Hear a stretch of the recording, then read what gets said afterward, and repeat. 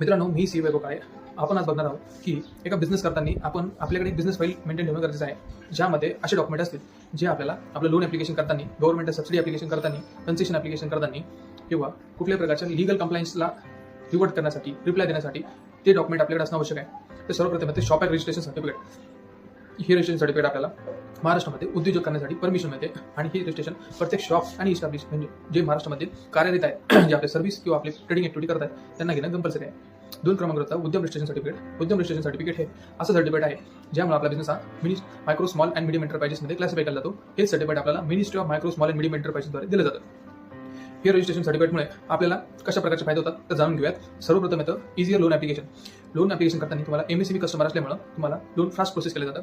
दुसऱ्या क्रमांकावर तुम्हाला MSME कस्टमर असल्यामुळे इंटरेस्टमध्ये थोडं कन्सेशन मिळून येतं. तिसऱ्या क्रमांकाचं बेनिफिट आहे protection against delayed payment by customer. तर तुम्हाला तुमच्या कस्टमरला तुम्हाला पेमेंट करण्यासाठी